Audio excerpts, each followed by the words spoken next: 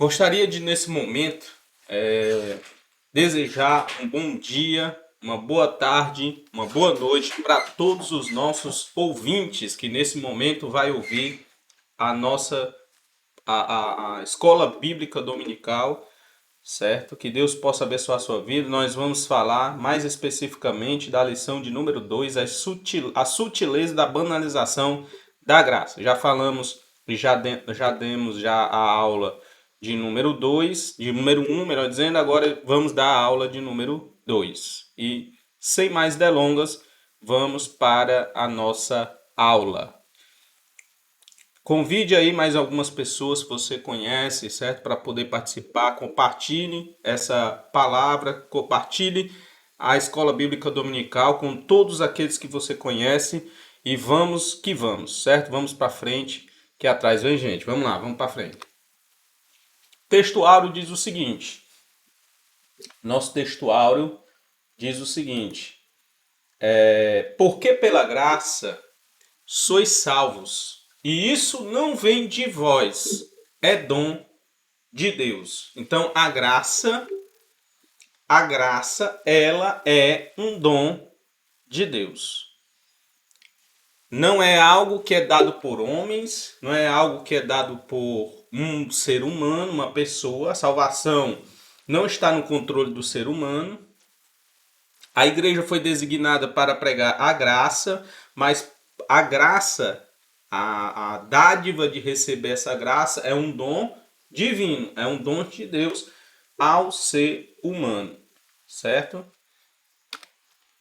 A verdade prática diz, a graça de Deus não é barata, ela requer arrependimento, novo comportamento, ou seja, nova vida em Cristo, ok? Deve haver um novo comportamento, deve ter um arrependimento.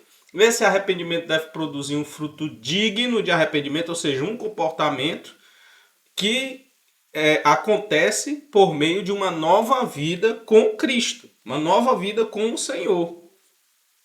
Então toda a graça, toda a salvação quando ela acontece na vida de uma pessoa, ela vem com uma mudança de comportamento, com arrependimento e com mudança de comportamento, certo? A graça e a salvação, elas operam nas pessoas dessa forma.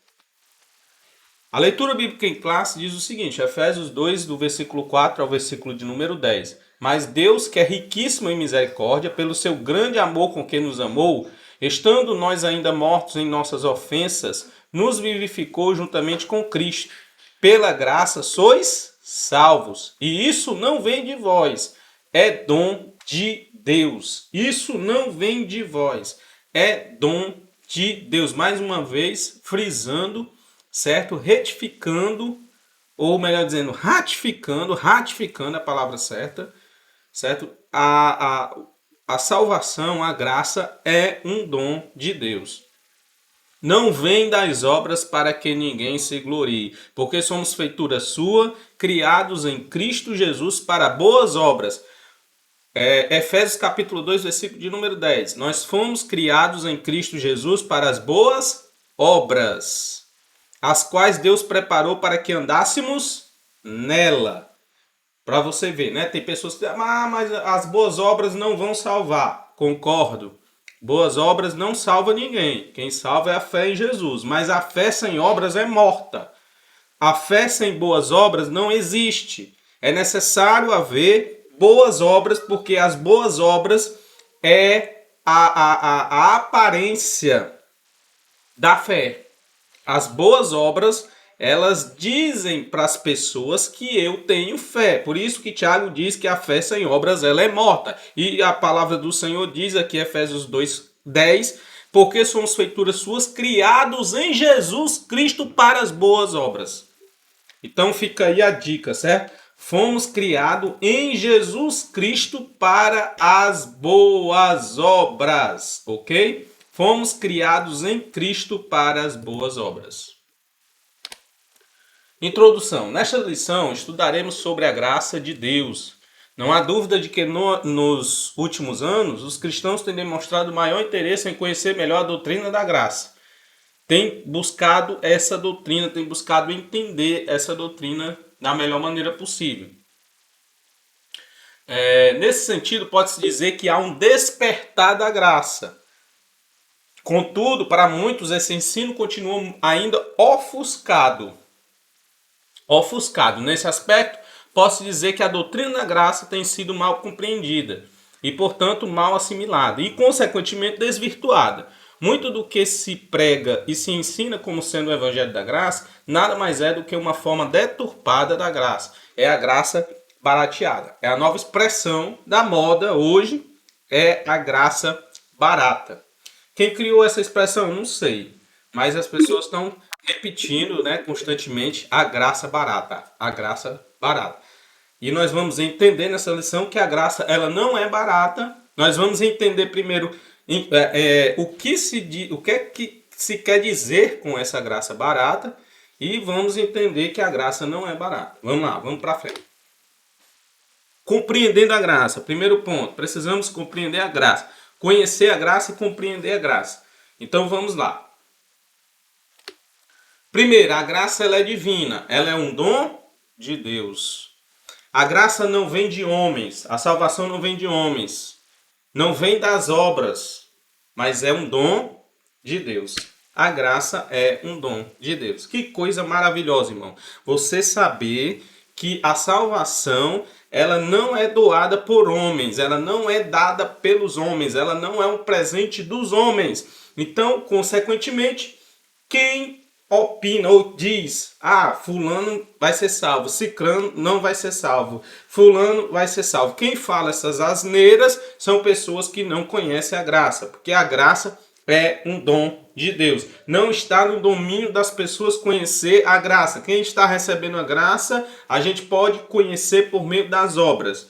Podemos, com certeza, através do comportamento. Mas isso não quer dizer que uma pessoa que ainda não mudou completamente seu comportamento não esteja passando pelo processo de santificação. Porque a santificação é um processo, como eu já bem frisei. E todo processo requer um tempo. Então todos nós que recebemos a graça, mudamos o nosso entendimento, a nossa consciência, mas o nosso comportamento, ele vem mudando ao longo dos anos. Ao longo do tempo da vida cristã, nós estamos mudando o nosso comportamento.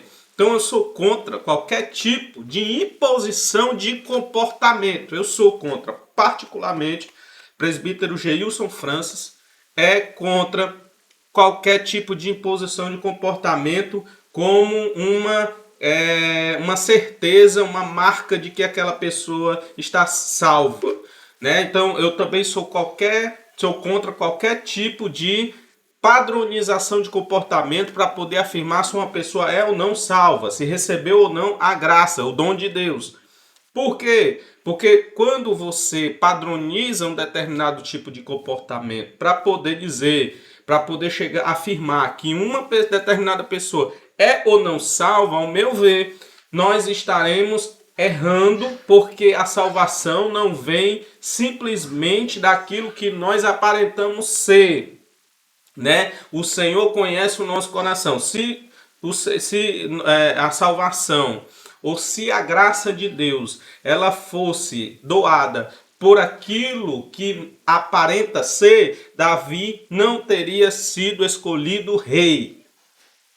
Então muitas pessoas se escondem atrás de um padrão de comportamento, escondem a sua perversidade, escondem as suas invejas, escondem as suas arrogâncias, escondem os seus orgulhos, escondem as suas ambições maldosas de trás de uma padronização de comportamento. Então eu ando com a Bíblia debaixo do braço, eu tenho um cabelo longo, eu faço todas as minhas orações, eu jejuado, mas sou uma pessoa perversa. Que quando eu tenho a oportunidade, eu puxo o tapete de qualquer pessoa, eu pratico a maldade, eu invejo, eu ajo com orgulho, eu destruo as pessoas, a moral, a imagem das pessoas. Então, eu sou uma pessoa que me escondo atrás de uma padronização de comportamento, mas na verdade estou cheio de maldade no meu coração. Então eu não gosto muito de padronizarmos comportamentos. Ou pelo menos não é questão de padronizar o comportamento, né? A gente precisa realmente saber quais tipos de comportamentos são bons e quais tipos de comportamentos são maus. O que eu estou me referindo, eu gostaria que você me entendesse, é padronização de comportamento para afirmar se uma pessoa é salva ou não. Aí sim, certo? É isso que eu estou querendo passar para vocês aqui nessa lição. A gente trabalhar a questão do comportamento para que esse comportamento ele sirva para dizer se a pessoa é salva ou não. Então, essa padronização de comportamento ele é muito maléfico, porque pode esconder as reais intenções do coração de uma pessoa má, certo? Por isso que eu não concordo. A graça ela é um dom divino. Ao se afirmar que a graça é divina, isso quer dizer com isso que sua origem está inteiramente em Deus. Foi Deus que doou a graça por meio de Jesus Cristo. O testemunho bíblico é que aprove Deus salvar os homens. Graças a Deus, viu? Que Deus nos salvou. E aprove a Deus salvar todos os seres humanos, mesmo que esses seres humanos sejam seres caídos e pecadores, totalmente desviados, mas Jesus veio ao seu tempo para morrer pelos pecadores e dar um novo caminho para todos aqueles que querem segui-lo, tá? Isso significa que a origem da graça, bem como a iniciativa da salvação, é ato de Deus. A graça, portanto, tem origem no céu. Ninguém pode salvar a si mesmo. E ninguém pode salvar o outro. E ninguém pode salvar a si mesmo. Só quem salva é Deus. A graça ela é imerecida, no sentido de que nós não merecemos. Somos pessoas pecadoras que merecemos o juízo, o castigo, a condenação. Então a condenação que recaiu, por exemplo, sobre Jesus Cristo seria e deveria ser a condenação que deveria, né, claro, recair sobre nós seres humanos, que de fato somos pecadores. Mas a salvação, ela consiste exatamente em a condenação recair sobre uma pessoa que não merecia a condenação, que era o próprio Cristo, não merecia porque ele era um homem perfeito, não tinha pecados, né? Todas as acusações a Cristo foram acusações falsas para poder gerar a morte de Jesus, mas aquela morte que Jesus morreu na cruz era a nossa morte, era nós que deveríamos morrer e não Jesus, tá? Por quê? Porque nós merecíamos a morte. O salário do pecado é a morte, mas o dom gratuito de Deus é a salvação em Cristo Jesus. Então, a graça ela é imerecida exatamente por causa disso. Ela é imerecida porque eu não merecia e nem mereço.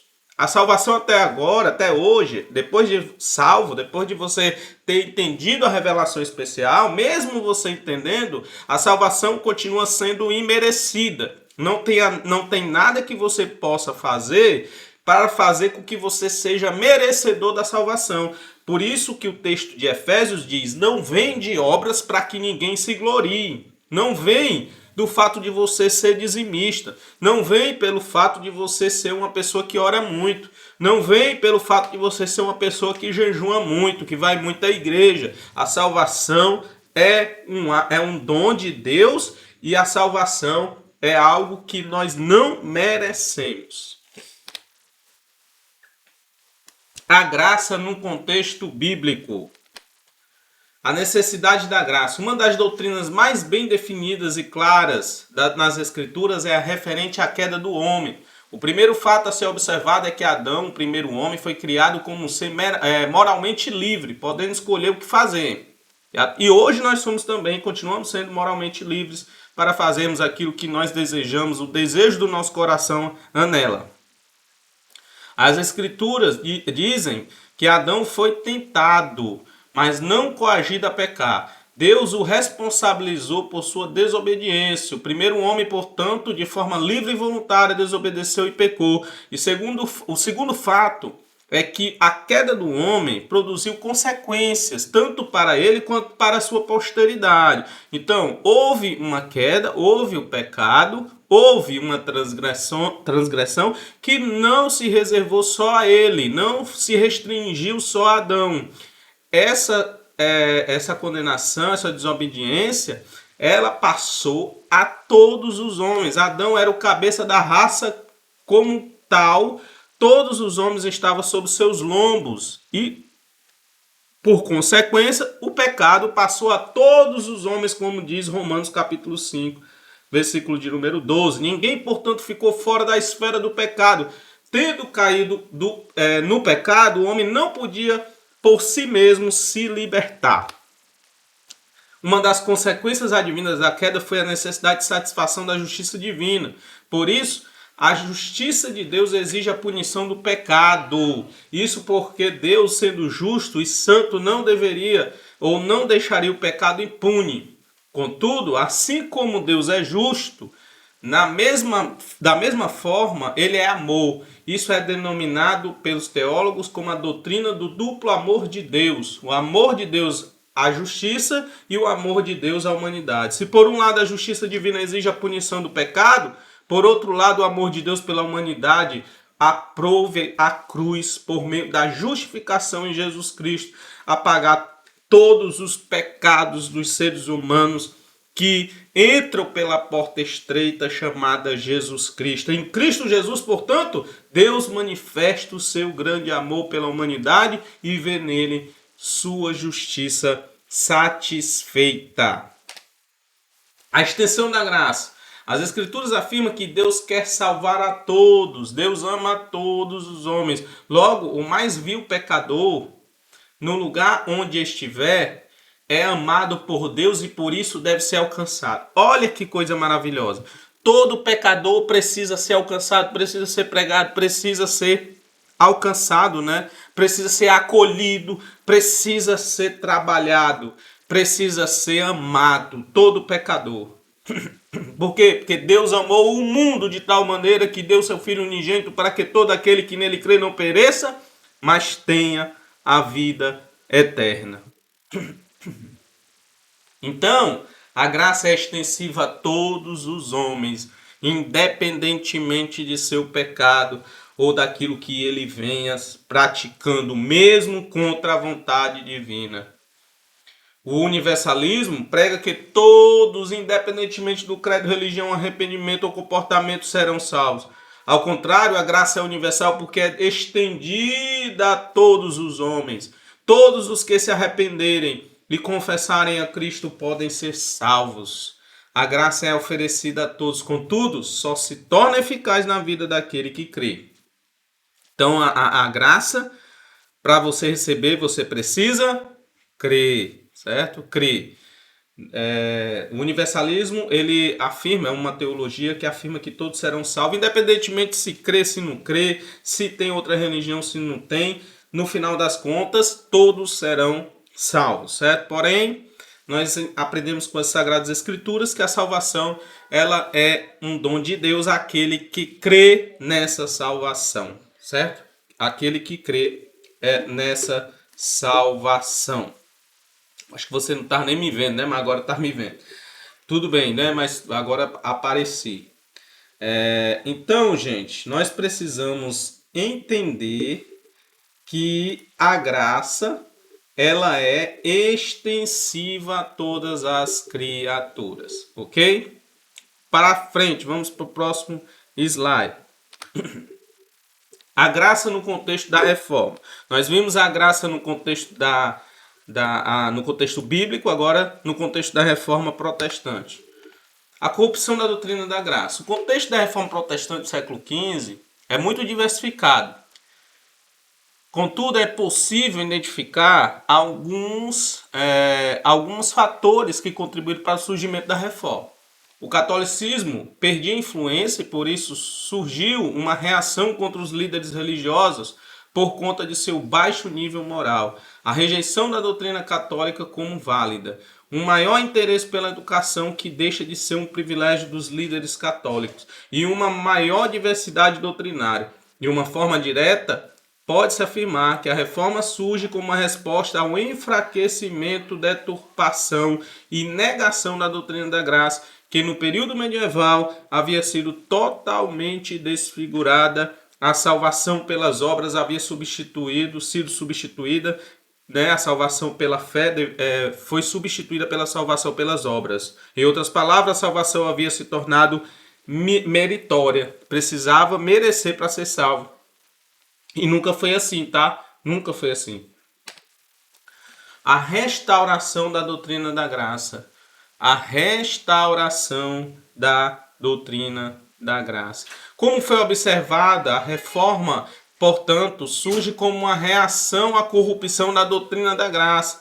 Lutero, monge alemão agostiniano, se torna a principal porta-voz da doutrina pela fé somente. Posteriormente, o lema luterano seria conhecido como uma das 5 solas, né? Sola graça seria uma das solas, né? Sola graça, sola fé, sola as escrituras e outras, né? E uma delas é a sola graça. Os reformadores estavam também convictos de que somente através do retorno às escrituras a doutrina da graça poderia ser restaurada. Foi por isso que lutaram, foi por isso que sofreram e até morreram. A doutrina da graça não aceita misturas. É pela graça somente que somos salvos. É somente pela graça, certo? Somente pela graça. Não tem merecimento. Não tem comportamento padronizado para salvação. Por mais que nós criemos bons comportamentos e bons hábitos, seremos pecadores e precisaremos de Jesus. Crer na graça de Jesus para poder ser salvo. A graça no contexto contemporâneo. Nós vimos a graça no contexto da reforma, agora no contexto contemporâneo, ok? Vamos lá. Vamos lá para a graça no contexto contemporâneo. A graça barateada, que eu tinha falado, frisado para vocês antes, tá? Essa graça essa expressão que foi criada agora nesses tempos, certo? Em que a graça está sendo muito debatida em todos os ciclos teológicos e fora da própria teologia, fora da própria igreja, né? Se quer compreender mais a respeito da graça. Então, a graça barata é uma expressão que foi introduzida na literatura para expressar a vida cristã nominal ou mundanizada. Né? De fato, o evangelho expresso por alguns ensinadores não reflete mais a graça. Parece que quanto mais crescem, menos influência os evangélicos estão causando na sociedade. Urge voltar para o evangelho da genuína graça de Deus. Existe a graça. Qual é a graça que está sendo pregada hoje? Olha, você é salvo pela graça, então você pode viver, você pode do jeito que você quiser, você pode pecar, você pode errar, você pode viver do jeito que você quiser, sem nenhum tipo de responsabilidade. Então, o nosso intuito aqui nessa lição de número 2 da nossa Escola Bíblica Dominical é mostrar para você que a graça requer responsabilidade. A graça, apesar de nós sabermos que a graça ela cobre todas os nossos pecados, e Jesus ele cobre todos os nossos pecados e nos justifica diante de Deus. Apesar de nós sabermos isso, nós também sabemos que nós não podemos continuar pecando, né? Praticando a maldade, fazendo o que é ruim ao nosso próximo e a nós mesmos. Nós precisamos aprender que a graça ela requer uma responsabilidade. Eu gostaria desde já de dar uma lida aqui na Bíblia, para vocês, ó, a Bíblia Sagrada. Aqui, a Bíblia de aplicação pessoal da CPAD. Eu gostaria de ler um texto aqui de Romanos, capítulo de número 6. O texto ele vai dizer o seguinte, ó: que diremos, pois? Permaneceremos no pecado para que a graça seja mais abundante? Porque Paulo já tinha dito, né, que aonde abundou o pecado, capítulo 5, ali final do capítulo 5, aonde abundou o pecado, superabundou a graça de Deus. né? Então, o apóstolo Paulo já tinha dito isso. Aí ele vai, no versículo de número 1 do capítulo 6, ele vai dizer o seguinte: permaneceremos no pecado para que a graça seja mais abundante? Nós vamos permanecer no pecado? Aí ele responde: de modo nenhum. Nós que estamos mortos para o pecado, como viveremos ainda nele? Ou não sabeis que todos quanto fomos batizados em Jesus Cristo fomos batizados da sua morte? De sorte que fomos sepultados com ele pelo batismo na morte, para que, como Cristo ressuscitou dos mortos pela glória do Pai, assim andemos nós também em novidade de vida. Então, gente, nós nascemos de novo e abandonamos a morte, né? Então, viver no pecado é viver na morte. Se nós somos uma nova criatura, estamos andando em novidade de vida, como é que nós vamos continuar andando, vivendo no pecado? É isso que o apóstolo Paulo está querendo dizer. Porque se fomos plantados juntamente com ele na semelhança da sua morte, também seremos na da sua ressurreição. Sabendo isso, que o vosso velho homem foi com ele crucificado, para que o corpo do pecado seja desfeito, a fim de que não sirvamos mais ao pecado. Porque aquele que está morto está justificado do pecado. Ora, se já morremos com Cristo, cremos que também com ele viveremos. Ok? Então, para a gente concluir aqui esse ponto aqui, nós estamos aqui no tópico 4, no primeiro ponto, que fala da graça barata. Nós temos que entender que a graça ela requer uma responsabilidade daquele que abraçou a graça. Não viveremos mais no pecado, porque quem vive no pecado vive na morte, como diz o texto de Romanos. O salário do pecado é a morte. Mas aqueles que nasceram de novo em Jesus, nasceram de novo na sua morte, como vamos viver novamente no pecado, né? Essa é a indagação do apóstolo Paulo. O valor da graça. Escrevendo aos Coríntios, o apóstolo da graça, vocês foram comprados por preço.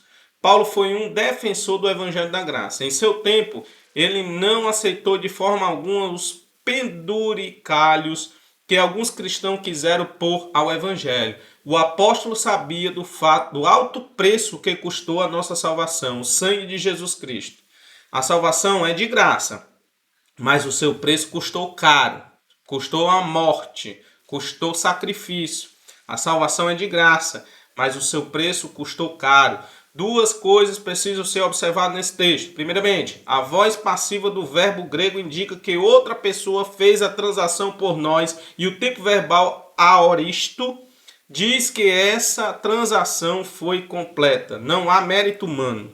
Não há mérito humano. Cristo pagou o preço e fez tudo por nós. Nada mais precisa ser acrescentado à nossa salvação. Isso é graça. Não precisa nenhum tipo de ritual, não precisa de nada. Nós estamos salvos em Cristo Jesus, ok? Então a conclusão nesta lição, nós partimos da necessidade de se compreender corretamente o que é graça de Deus. Vimos como a graça de Deus foi entendida em diferentes contextos. A Bíblia é sempre a régua através da qual qualquer entendimento da doutrina da graça precisa ser medida. Como verberou na Reforma, a Escritura continua ecoando em nossos dias. A salvação é somente pela graça.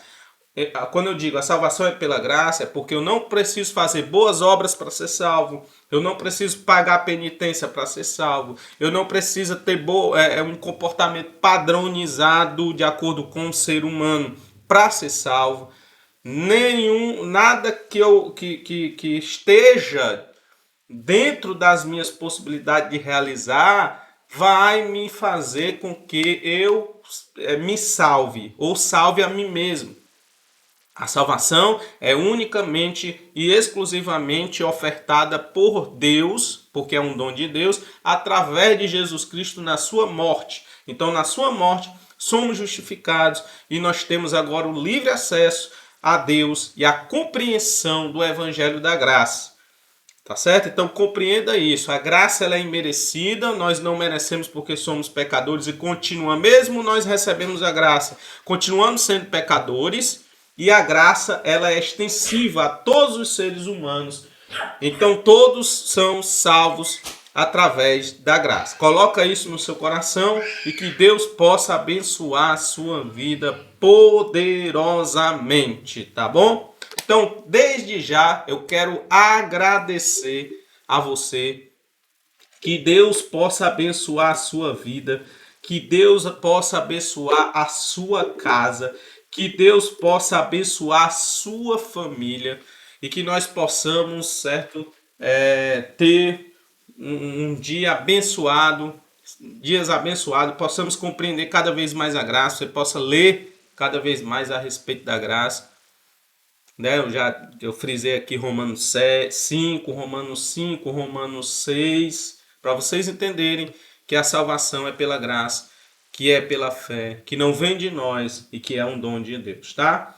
Então até a próxima aula, até a aula 3, daqui a pouco estou colocando aí, certo? Nas redes sociais, acompanhe aí o canal, se inscreve no canal, dá um joinha, ajuda esse canal, para que a gente possa ser abençoado também. Estou aqui abençoando você e abençoe esse canal para que mais pessoas possam ser atingidas, conhecidas, venham aprender a palavra de Deus através desse canal. Então, para que o vídeo venha chegar a mais pessoas, você precisa visualizar, não só visualizar, mas também dar o joinha, né? Você dá o joinha, comentar, dar sugestões, aí o vídeo ele vai ser cada vez mais sugerido pelo YouTube para que as pessoas possam assistir e nós vamos alcançar, consequentemente, o maior número de pessoas possíveis. Então eu espero, conto com você, ajude esse canal a crescer e até a próxima aula, se Deus quiser.